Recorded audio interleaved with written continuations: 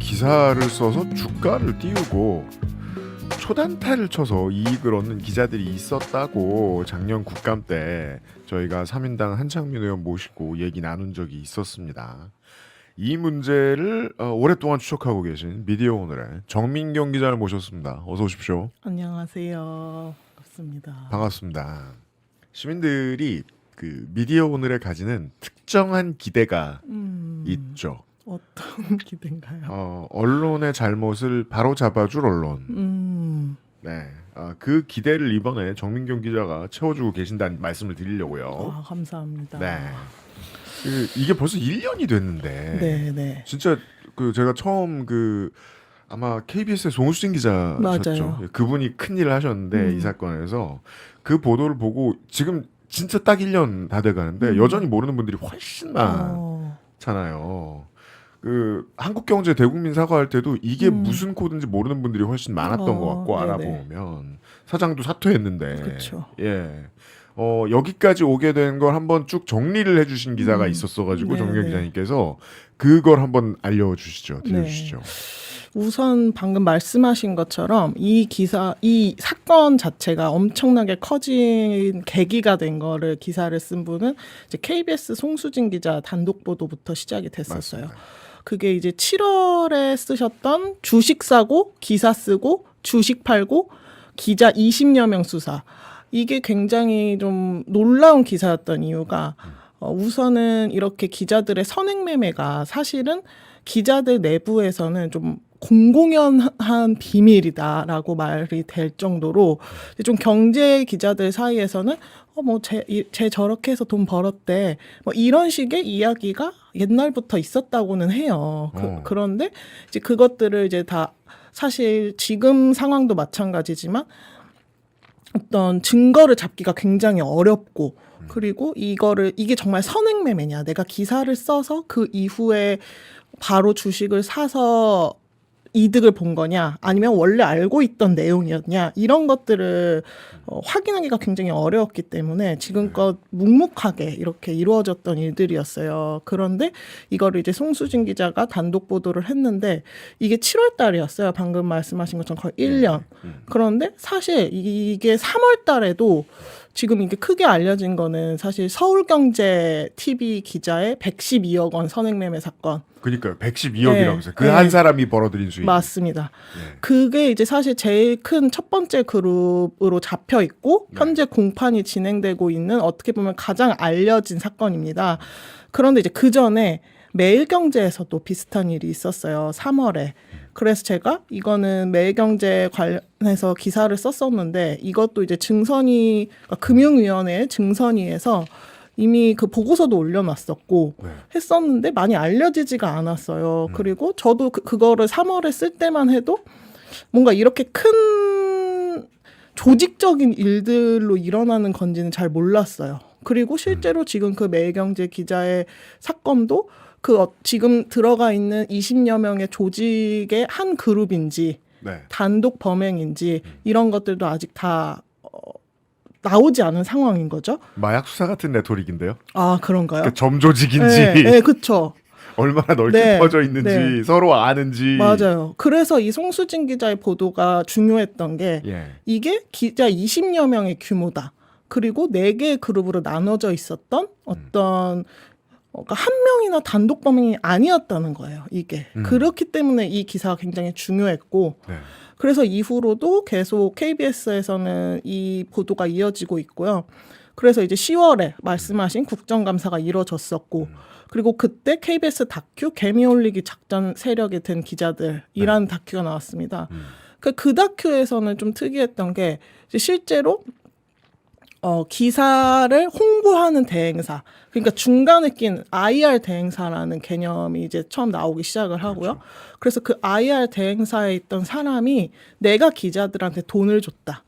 그래서 기사를 쓰게 했다라는 익명의 어떻게 보면은 자기 고발이 예. 나왔던 그래서 굉장히 중요한 다큐였고요. 이제 그 다음에 말씀하신 결정적인 포인트가 올해 2월 5일에 한국경제 압수수색 이 점이 있었는데 사실 이 2월 5일 압수수색 같은 경우에는 어떻게 보면은 금융위원회에서 조직적으로 이거를 발본색원 하겠다라는 의지를 가지고 신문사를 압수수색해버린 거죠. 그렇죠. 그래서 사실 이 기사는 잘 나오지 않았어요. 그 전에는 그러니까 이 한국경제 기자가 뭘 했고 이런 게 한 번도 안 나오다가 갑자기 압수수색으로 빵 터져버린 거예요. 그렇죠. 그래서 이게 한국경제에서도 있었어? 시민들 입장에서 화가 나는 거예요. 만연해 있던 범죄가 있었고 냄새가 풍겨왔는데 이걸 다 모아가지고 압수수색을 들어갔는데 보통은 압수수색을 언론사에 행하면 그러니까 주변의 언론사들도 다 하나같이 똘똘 뭉쳐가지고 언론 탄압이다 뭐라고 얘기라도 하는데 그 얘기도 없고 맞아요. 보도도 적고 사람들이 언론사가 압수수색 됐대. 그러고서 기사 수가 적으니까 잊어버리고 지나갔죠. 그때.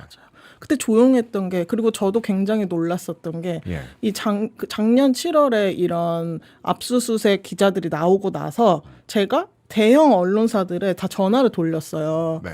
매경, 뭐 한경, 너네 회사에 지금 혹시 이런 거 연루된 사람 있냐? 왜냐하면 기자 20여 명이라 나왔는데 어딘지는 모르니까.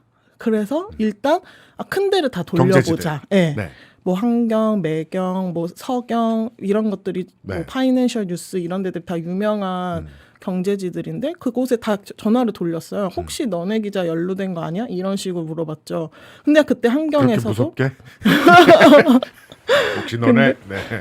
한경에서도 그 당시에 우리는 전수 조사를 했다. 근데 없다. 전혀 없다. 이런 걸 제가 기사도 썼었어요. 그냥 그거는 네. 스포츠 기자들에게서 많이 들을 수 있는 레토릭이거든요. 아 그래요? 예. 너네 뭐 음주운전 했어? 네, 안 알겠습니다. 했답니다. 잘하자. 그러니까요. 그래서 네. 저도 그거를 이제 곧대로 썼던 것들이 굉장히 좀 문제가 있었구나. 제 기사에도 굉장히 반성을 했었고. 그런데 이제 그 내년에 한국경제에서 예. 한 명이 아닌 5명이 연루됐다. 압수수색. 네. 그리고 데스크급이다. 한 명이. 그렇게 해서 이제 바로 사장이 사임을 하게 되는 그렇죠. 그런 큰 일이 일어난 거죠. 네. 아예 뭐 헤드라인 그러니까 그 헤드라인 들어갈 자리에 크게 비우고 팝업을 엄청 띄우고 뭐 이 정도를 했던 걸로 기억이 나요. 맞아요. 네. 근데 저는 그것도 지금 되게 아쉬운 게 뭐 이후에 사과, 사퇴, 뭐 그리고 가이드라인 굉장히 빠르게 만들었고 신문 맞습니다. 지면에 굉장히 크게 내고 홈페이지에도 띄었지만 네. 저는 아쉬운 게 뭐냐면 예. 이 5명이 어떤 수법으로 어떤 일을 해서 지금 얼마를 벌었는지 자체 조사를 빨리 해서 네. 그 보고서를 저는 내야 된다고 생각을 해요. 언론은 언론인이 언론의 생리를 알 거 아닙니까? 자세하게 얘기하면 자세하게 얘기할수록 더 일파만파 커질 것이고 말을 안 하는 권력이 무엇인지 가장 잘 이해하고 있는 사람들이니까 말을 안 하기로 결정했다는 게 문제라는 거죠. 사실 근데 한국 경제에서는 뭐 이런 일이 안 일어나도록 노력하는 어떻게 보면 좀 유일한 언론사기도 해요. 지금까지. 그러네요. 한국 네. 경제 건 봤는데 네. 다른 데 건 못 봤는데 제가 게을러서 못 본 게 아니고 다른 회사들은 그 정도의 액션도 안 보여줬다는 그쵸. 거 아니에요. 지금 매일경제 같은 경우에는 제일 먼저 기사가 났고 한국경제보다 그래서 제가 한국경제 기사를 쓰면은 맨날 메일이 와요. 매일경제는 왜 안 쓰냐. 매일경제 건 더 큰데 왜 안 쓰냐. 관심 가져주시는 분들이 계시군요. 그쵸. 많고. 연루자인지는 모르겠지만. 그래서 그런 정도로 매일경제에서는 사과나 뭐 혹은 뭐 재발을 방지하기 위한 어떤 위원회 이런 것도 이제 한경은 만들었지만 매경은 안 만들었고 뭐 가이드라인은 뭐 추가한 게 있습니다. 매경도. 그런데 이제 한국경제에서 저는 기대하는 게 이 정도 사과와 위원회까지 만들었다면 네. 자체 진상 보고서도 냈으면 좋겠고 그것을 공개했으면 좋겠다. 저는 이제 그런 어떤 투명성 그런 것들을 좀 만들어 나갔으면 좋겠다고 기대를 하고 있죠. 조용히 넘어가려고 하는 것 같다는 거 아니에요? 지금까지 보신 바로는. 지금 이제 2월에 압수수색이 진행됐는데 6월인데 한 차례 정도 보고서를 좀 낼 수도 있지 않았을까? 기대감이 있는데 내부에서는 이제 뭐 조사 진행 중이다. 진행 중이고 이후에 어떻게 할지 논의하겠다. 이렇게만 얘기하지 사실 보고서를 내겠다는 이야기는 못 들었어요. 그러면 진짜 네. 그냥 비 올 때 처마 밑에서 웅크리고 가만히 있는 수준인 모양이네요.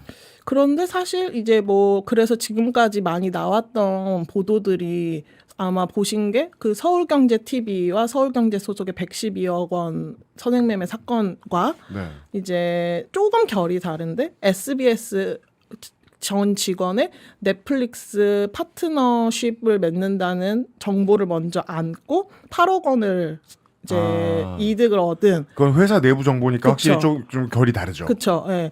그 사건에 대해서는 이제 조사가 진행되고 재판이 진행되고 하면서 보도가 나오고 있어요. 그런데 이제 사실 뭐 매일경제라던가 한국경제 관련해서는 아직 그 단계가 아니기 때문에 네. 좀 알 수 있는 정보가 많이 없습니다. 지금 상황으로서는. 이야. 아니 그래도 우리가 뭐 가장 중요한 그 가장 1번의 이야기를 안 하고 넘어갔는데 이 수법이라는 게 그렇죠, 그렇죠. 그렇잖아요. 제가 잘 이해하고 있는지 한번 봐주세요. 이게 처음에 이제 뭐 증권선물거래위원회나 금감원에서 알아보기가 좀 힘들 수도 있다라고 말씀을 해 주셨는데 일반 시민들의 입장에서는 꼭 기사 쓴 시점 보고 회사들 각기 이제 주인공이 된 회사들의 내부에서 무슨 일이 있었는지 계약 같은 것들이 언제 성사되기로 했고 MOU로는 언제 존재했고 이런 것들의 시점을 맞춰보고 그리고 그 기자의 계좌를 까서 언제 샀고 언제 팔았는지 보면 되는 거 아니냐. 근데 수사당국 입장에서는 그 뭐라 그럴까요? 좀 이성적인 확신 같은 게 필요하단 말이에요. 이게 그냥 기사로서 쓴 거지라고 생각하면 결국은 수사 못 들어가서 지금까지 그냥 그대로 있었다는 거잖아요. 근데 실제로는 아니잖아요. 아까 SBS 사건과 좀 결이 다르다고 말씀해 주셨는데 SBS 사건만 해도 우리 회사에 그런 일이 하고 난 다음에 주식 사까 이런 식으로 생각하는 회사 다니는 직원들은 많이 있잖아요. 그 정도의 아마추어적 불법이다라고 생각하면 아까 이제 그 브로커도 있다고 말씀드렸는데 그 정도면 프로들인 거예요. 점심 먹고 맞아. 커피를 손에 들고서 이번에는 이런 회사 작전이 들어왔는데 며칠 날 써주고 그날 아침에 살게 정도의 이야기를 했다는 거예요. 공공연히. 그러면 그건 숨 쉬듯이 범죄한 거잖아요. 그죠? 네, 네. 이게 그래서 중요한 게 이 선행매매 방안을 세 가지로 나눌 수가 있어요. 아 그래요? 예, 그 설명이 그래서 중요해요. 이제 이거를 보여드려도 되는지 모르겠는데 네. 보이시나요? 너무 작죠? 나중에 PDF로. 네. 그러니까 우선 첫 번째는 네. 제일 쉬운 어떻게 보면은 밝혀내기 가장 쉬운 그 미공개 정보 이용입니다. 네. 그래서 방금 SBS 사례인 네. 거죠. 그거는 굉장히 밝히기가 쉬워요.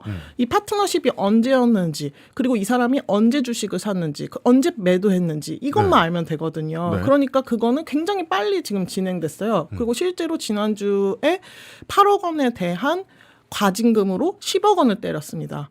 그러니까 거기서의 8억 원은 그 내부 SBS의 직원이 벌어들인 수익. 맞죠. 아. 8억을 벌었는데 네. 이게 증선이의 보고서를 보면은 8억 원은 자기가 벌고요. 네. 5천만 원은 아버지한테 정보를 알려줍니다.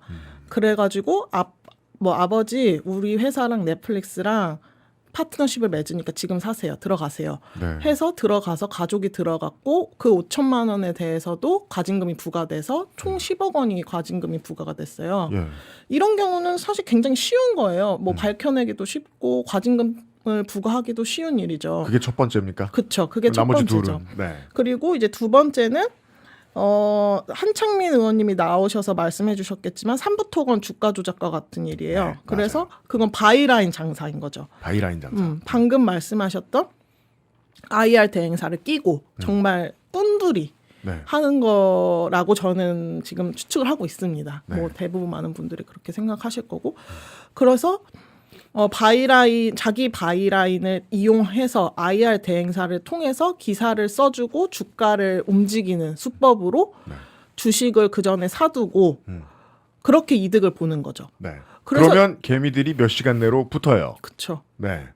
그것도 오히려 뭐 그래서 이제 김건희 특검 때 네. 그 삼부토건의 이야기가 들어갔었고 이것도 어느 정도는 밝혀졌지요. 네, 그렇죠. 김건희의 행동 양식을 보았을 때 김건희는 그거 안 했겠느냐. 와, 그걸 한 번이라도 누군가에게 얘기한 적이 있다면 주식을 뭘 사서 뭘 돈을 벌었다더라는 소문 같은 건 온 동네에 빠르게 퍼지니까 그걸 캐치할 수 있는 사람들이 또 없었겠느냐. 기자들 중에. 그래서 그렇게 IR 대행사와 계약을 맺고 바이라인 장사를 하고 이렇게 주가를 실질적으로 조작하는 사건. 네. 그게 이제 두 번째고 그것은 사실 특검이 붙었을 정도로 큰 사건이었고 어느 정도 이것도 저는 밝혀낼 수 있다고 생각을 해요. 근데 이번에 세 번째 선행매매 이거는 왜 밝히기 어렵냐? 네. 그 112억 기자 있잖아요. 네. 그 사실 그 사람은 어떻게 한 거예요? 그러니까 그 사람 거가 어느 정도 재판이 진행되고 있기 때문에 네. 어떻게 수법을 했는지가 알 수 있는데 네.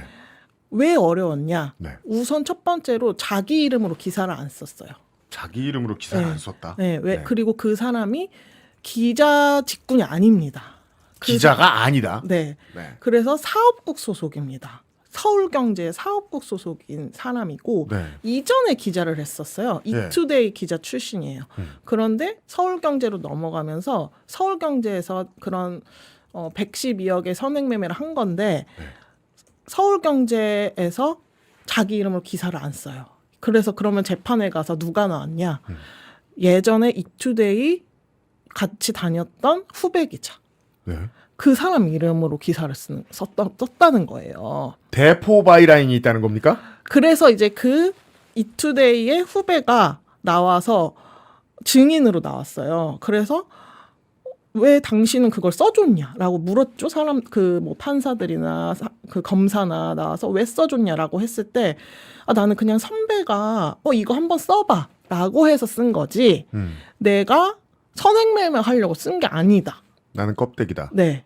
나는 선배가 정보를 알려주고 야 이거 기사감이야 하고 던져줘서 쓴 거다. 그 입장에서는 그렇게 말해야죠. 근데 그게 사실인지 하지만 경찰 가서 본인도 계좌를 까긴 까야겠죠. 그쵸. 계좌를 깠더니 자긴 클리어해. 그러면 그때는 클리어 되겠죠. 그렇죠. 네. 그래서 지금 그분에 대한 조사도 이뤄지고 있는 상황이고요. 예. 이게 방조인지 아니면 정말 이용당한 건지 그런 것들에 대해서 지금 조사가 이뤄지고 있어요. 그냥 방조면 아주 어려운 말로 네. 개호구라고 그쵸. 하는데 네네. 보통은 그냥 방조가 아니면 그런 문제가 되는 거예요. 네 이런 이제 또 어려운 말로 양아치 짓을 할 때는 사람들이 점심 먹고 저녁 먹고 할 때 아는 형님이야 아는 언니야 하면서 소개받은 사람들 중에 브로커가 있기도 하고 혹은 이제 브로커의 심장을 가진 기자가 있기도 하고 기자였던 이런 이 내부를 잘 알고 있는 사람이 있기도 하고 그런 사람이 나타나가지고 어느 날 갑자기 바이라인을 빌려달라라고 했다. 그래서 빌려주면 네 알았어요 라고 한 다음에 덕담이 오고 갈 순 있잖아요. 그렇죠. 이걸 해주면 뭐 이건 주겠다. 무슨 이유인데 나도 잘 챙겨주마. 거기까지 해서 끝났다고 해도 여전히 뭐 무죄일 수는 있겠지만 뭐 알았을 가능성도 상당히 높은 네. 거예요. 그래서 이제 실제로 재판에서 뭐 알지 않았냐. 근데 어쨌든 그 후배 기자의 바이라인으로 초창기에는 씁니다. 네. 네. 그래서 두 번째는 또 이게 왜 대중들이 잘 이해하지 못하는 방식이고 저도 몰랐습니다. 이거를 취재하기 전에는. 들어보니까 그러셨던 것 같아요. 네. 그런데 이제 두 번째는 뭐냐? 보통 기사를 쓰면은 포털에다 쏜다 생각하죠. 포털이나 네. 자사 홈페이지에다가 쓴다고 생각을 하잖아요. 근데요. 근데 그 기사를 얘기하는 게 아닐 가능성이 높은 게 그 어디에다 기사를 쏘냐라고 했을 때 이 주식하는 분들은 아실 거예요. HTS라는 프로그램이 있어요. 홈 트레이딩 시스템. 네. 네. 그게 그래서 이제 집에서 주식을 하는 건데 네. 거기에 뜨는 팝업 같은 기사가 있거든요. 그 그 연합뉴스 속보처럼 생긴 팝업 기사가 있어요. 투전판을 기사로 움직이고 싶으면 투전판에만 쏘면 되죠. 그렇죠. 그래서 포털에 쏘는 게 아닙니다. 그래서 그 포털이나 혹은 서울경제 홈페이지 이런 데서 그 사람의 기사를 찾아보기가 어려워요. 거기는 안 쏘니까요. 그리고 HTS 속보 팝업으로만 쏘는 거예요. 그 다음에 그러면은 그걸 보고 주가가 올라갔다 내려갔다 하잖아요. 네. 그런데 이제 그거에 대해서는 기록이 그 지금 우리가 쓰는 기사처럼 남지 않는 거죠. 일반적으로 생각하는 기사처럼. 왜냐하면 거기는 언론 매체가 오는 곳이다라고 법이 이해하기 힘든 곳이니까 언론 매체에 주어지는 각종 규제들로부터 자유롭게 했죠. 예를 들면 빗삭튀가 가능하다거나 오늘 전문 용어가 정말 많이 나오네요. 그래도 자국이 남지 않고 도의적으로 지적을 안 받을 수도 있고 언론을 바라보고 있는 사람에게 거기는 언론이 아니거든요. 그렇죠. 그래서 현재 그런 것들도 어려움이 있고 또 하나 어려움은 그런 식으로 계속 어쨌든 근데 그분이 포털에 썼을 때도 다른 바이라인으로 계속 썼다는 거예요. 그래서 자기 이름이 아닌. 네. 그래서 그럼 그 바이라인을 누가 줬냐라고 했을 때 회사가 준 거죠. 회사에서 만들어 준 거죠. 그죠. 쓰고 싶으면 그 바이라인을 언론사의 구조라는 게 그 바이라인이라는 건 곧 그 언론인의 명페이자 책임인데 그걸 컨트롤할 수 있는 능력이 있는 건 언론사뿐이니까 언론사가 저 사람이 바이라인을 쓴다라고 알고 내줘야 돼요. 맞아요. 그리고 기자한테만 줘야죠. 당연하고요. 네. 근데 기자가 아닌 사업국 소속의 사람에게 어떤 차명의 바이라인을 제공한 거예요. 그리고 심지어는 금융위에서 이거 잘못됐다라고 경고를 했는데도 그냥 방치를 했거든요. 그래서 이제 그게 첫 번째 공판의 내용이었어요. 서울경제 첫 번째 공판의 내용. 그리고 이제 두 번째 공판이 아까 말한 그 후배 기자들이 와가지고 증인을 한 내용. 그러니까 그런 식으로 굉장히 어렵게 밝혀지기 어렵게 범행을 했기 때문에 지금까지도 사실 제가 막 이렇게 말을 했지만 저도 이게 도대체 어떻게 이 사람이 돈을 번 건가를 완벽하게 아직 다 알 수가 없는 상황인 거거든요. 그래서 이제 이런 어려운 방식들을 복잡하게 해서 검사가 낸 기사만 2,000건이에요. 검사가 찾아온? 네. 네. 그나마 이 사람이 한 것 같다. 이걸 범행에 사용한 것 같다라고 생각해서 낸 증거만 2,000건이고 그래서 이제 그거를 사실 변호사들이 그 기사를 언제 썼고 방금 말씀하신 것처럼 그래서 그 주식을 샀고 어떻게 팔았고 얼마를 이득을 받고 이것들을 현재 알아내는 중인 거죠. 근데 산더미다. 그렇죠. 증거가. 2,000건. 여기서의 산더미 2,000건이라는 건 그 한 건 한 건마다 주가 조작이 있었던 거죠. 그러니까 그래서 그 기자의 대마왕이지 이게 무슨 나르코스지. 그 기자의 주장은 내가 주가 조작을 기사 하나로 할 수도 없고 하지도 않았다라고 주장을 하고 있고 이제 검사 측은 그렇게 보인다라고 말을 하고 있기 때문에 이거를 지금 어떻게 증명할 것인가 이게 지금 3차 공판의 핵심이거든요. 수사가 구체화되지 않았군요. 아직 혹은 검찰 측이 모든 카드를 다 꺼내지 않았든지. 어려워요. 네. 굉장히. 그러니까 저는 이걸 이제 문화와 풍속의 시각으로 좀 보고 싶은 거예요. 한 사람이 바이라인을 뭐라고 해야 됩니까? 훔친 게 아니죠. 왜냐하면 용인이 있고 존재를 알아야만 내줄 수 있는 거니까. 남의 바이라인을 뒤집어 쓰고 돌아다니면서 어떤 기사들을 썼어요. 매우 이제 그 개인 투자자들이 취약해질 수 있는 포인트만 딱 짚어가지고 거기에만 보여줬어요. 그 얘기는 작정하고 조작 초단타로 들어간 기사라는 거예요. 언론 기사의 역할을 할 생각은 이제 1도 없는 것이겠죠. 그렇죠. 예. 그 정도로 수법이 고도화되는 데에는 한 사람의 파이오니어로는 불가능하잖아요. 많은 이들이 탑을 공을 들여서 쌓아 올렸을 거고 한 사람이 2,000건이다. 아까 하는 말씀으로만 그냥 추측을 해보면 그리고 기사 하나로는 할 수도 없다라는 이야기를 한다는 건 다시 말해서 계속해서 작업을 해야 된다라는 뜻으로도 저는 들리고 이렇게 꾸준히 노력하는 이 소피스티케이트된 방법이 있다면 그런 방법을 나누는 사람들이 어딘가에 있을 것이고 한 사람이 2,000건이라면 다른 사람들은 한 건만 썼겠느냐. 그리고 지금까지 한 번도 안 걸렸다면 이걸 한두 사람만 했겠느냐. 그쵸. 이러면 이제 좀비 영화처럼 세계관이 확장되거든요. 그래서 예. 이제 이 기자가 문제로 지적된 기사가 2,000건인데 그 중에 사실 자기 이름으로 쓴 거는 아마 없을 겁니다. 그리고 여기서 이제 800건에서 900건 사이가 그 후배 기자가 쓴 기사로 네. 이제 제출이 됐고요. 그러고 아까 맨 처음에 말씀드렸듯이 20여 명이라고 했잖아요. 네. 그리고 그것이 4개의 그룹으로 만들어져 있다라고 했잖아요. 그래서 그 그룹에 예를 들어 그 그룹에 제가 알기로는 현직 기자도 있고 전직 기자도 있고 이제 뭐 전직 기자의 뭐 가족들도 있고 이런 식으로 해서 여러 군데에다가 기사를 동시에 쌌을 가능성. 그러니까 그룹을 만들어서 너는 어디 뉴스, 너는 B 뉴스, 너는 C 뉴스의 바이라인을 가지고 있고 다 같이 쏘는 거죠. 다른 회사에 있는 기자들끼리 서로 팀을 먹으면 네. 그런 플레이가 가능하다. 네. 혹시 그렇게 된 거 아니냐. 그래서 이제 그 KBS의 사실 작년 다큐 작전 세력이 된 기자들 이거를 보면은 이렇게 운영을 해온 게 아니냐는 의심을 가질 만한 정황이 좀 드러납니다. 근데 이제 그래서 실제로 최근에 또 이제 송수진 기자님이 보도하시는 거를 보면 지난주에 4그룹 20여 명이 속한 4그룹 가운데 1번 그룹이 그 방금 재판이 이루어지고 네. 있는 그룹이고요.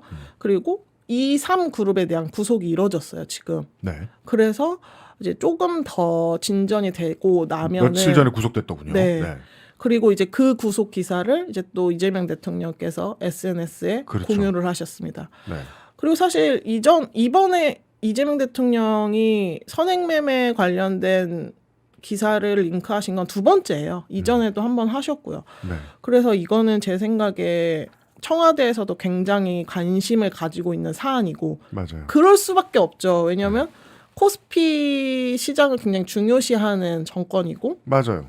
거기에서 그러면 부정이 있어서는 안 된다.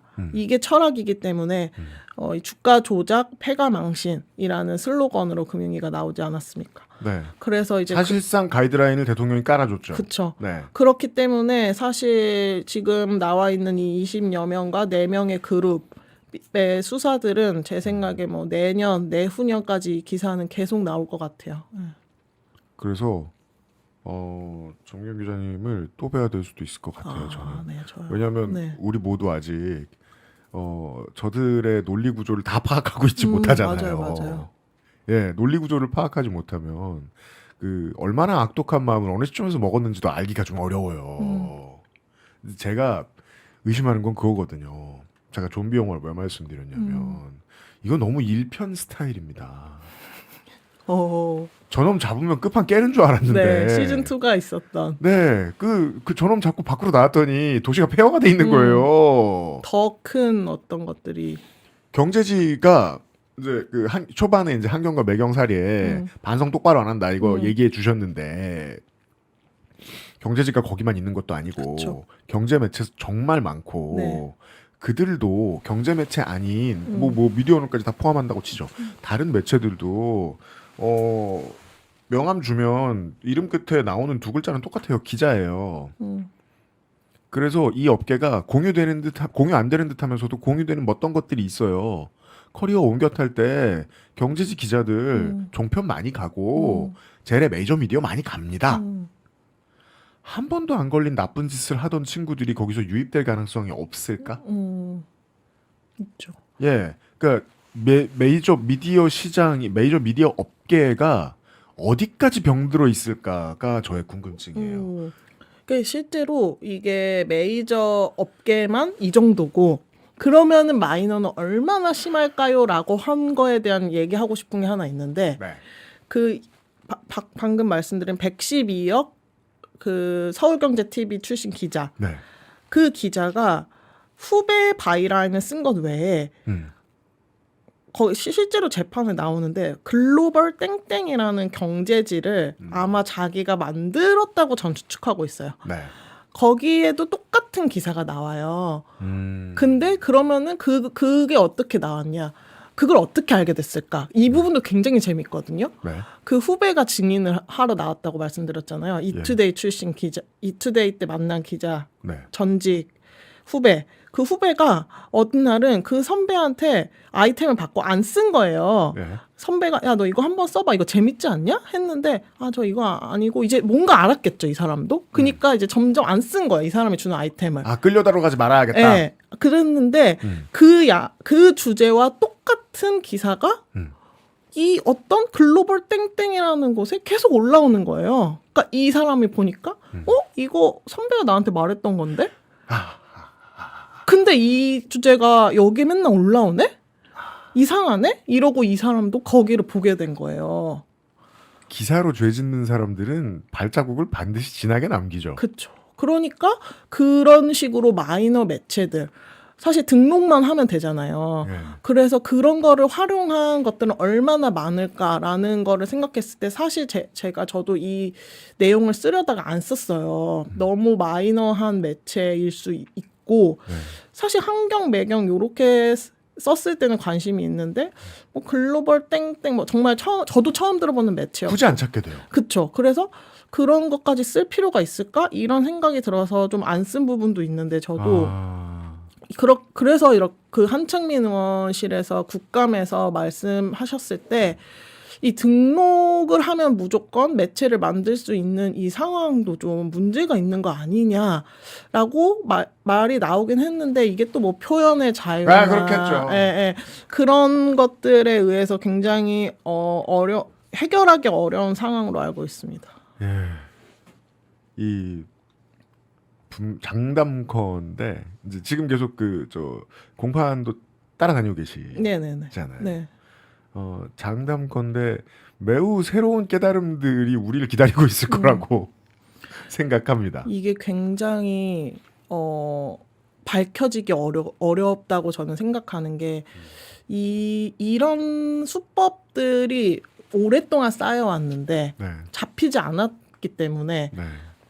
이 검사들이나 변호사들도 좀 처음 접하는 것 같아요. 이 사건들을. 그래서 네. 사실 2차 공판 이후에 6월 1일에 3차 공판이 있을 예정이었어요. 네. 그런데 이거를 2,000건을 언제 어떻게 올려서 어떻게 벌었고 어떻게 팔았는지 다 알려면 너무 시간이 필요하다는 거예요. 그죠. 그래서 변호사들 측이나 다른 판사 측에서도 이거를 이해하기 위해서 연기를 한 거예요. 그 정도로 지금 어떻게 보면은 좀 굉장히 복잡하고 증명하기 힘든 상황에 처해 있다. 네. 그러나 이제 제 생각에는 계속 속속들이 구속되고 있고 그렇기 때문에 또 청와대의 어떤 관심 사안이기 때문에 네. 결국엔 밝혀지겠죠. 경찰이 또 액션으로 메시지를 정유 기자님 같은 언론인들에게 내보여주고 있습니다. 증거인멸이 쉬운가 보다. 용이한가 보다. 그러니까 영장 치는 대로 구속이 되지 않겠냐. 네. 맞습니다. 앞으로 두고 보고 중간에 말씀해 주신 것 중에 가장 중요하게 느껴지고 우리가 또 다룰 것 같은 게 언론의 그 역할 가신 분은 매우 신성합니다만 그 소도에 아무나 들어가고 있기 때문에 생기는 일들 중에 지금까지 본 것 중에는 가장 고약한 일이거든요. 네. 사실 이런 말씀하신 것처럼 뭐 언론 개혁이라는 게 어떻게 보면은 좀 지금까지 말해온 언론 개혁은 어떻게 보면은 좀 자신의 관념에 따라 네. 달라질 수 있는 일들도 있었어요. 어떤 것이 가짜 뉴스냐, 혹은 어떤 그렇죠. 그런 거에 대해서는 이거 명백하잖아요. 네, 근데 이 사건은 진짜 명백한 사건이고 그래서 네. 저는 이 사건에 관심을 가진 거예요. 왜냐하면 언론 개혁이라는 게 어떻게 보면 좀 코에 골면은 코골이고 이런 면들이 있었어요. 제가 보기에. 그런데 이거는 정말 너무나 잘못한 거고 왜 그러면 바이라인을 기자가 아닌 사람한테 줬느냐라는 정말 단순한 질문부터 그래서 저는 뭐 이 사람들을 이제 뭐 적당한 처벌을 처하고 이런 것들은 당연하지만 가장 중요한 것은 아까 말씀드린 것처럼 각 사에서 도대체 무슨 짓을 한 건지 네. 당신들이 회사 차원에서 그거를 저는 밝혀야 된다고 생각을 하거든요. 그래서 한국경제도 마찬가지고 서울경제 같은 경우에는 1차 공판 내용을 보면 사실상 뭐 거의 같이 했다고 볼 정도로 바이라인을 계속 주거든요. 회사의 매우 윗선까지 알고 있었을 가능성이 있다. 그렇죠. 그리고 실제로 지금 서울경제와 서울경제TV 사장을 겸하는 분이 당시의 전략실장이었습니다. 그럼 당연히 아시겠죠. 그리고 이 사업국으로 뭘 하려고 했는지. 그리고 선행매매를 몰랐다고 하더라도 그렇게 경고가 오면 이 사람이 뭘 하고 있는지 들여다봐야 되는 거잖아요. 그러니까요. 그런 것들 언론사의 책임도 조금 더 무겁게 져야 되지 않을까. 지금 전혀 입장이 없어요. 네. 그래서 그런 점들도 다시 한번 좀 강하게 압박이 되는 게 언론사 차원으로도 압박이 돼야 된다. 저는 네. 이렇게 생각하고 있습니다. 새로운 게 많이 나올 테니까 또 다른 혐의자가 나타나거나 또 다른 이 사람들의 혐의자의 새로운 혐의가 나올 때에 또 쌓았다가 정경 기자님 다시 한번 모시겠습니다. 알겠습니다. 예, 저도 이거 세상 관심 많습니다. 제가 너무 말을 많이 해가지고 좀 갑자기 그건 맞습니다. 네. 그런데 앞으로 말씀을 더 많이 듣겠습니다. 감사합니다. 네, 또 모시겠습니다. 미디어 오늘의 정민경 기자 오늘 나와주셔서 감사합니다. 감사합니다.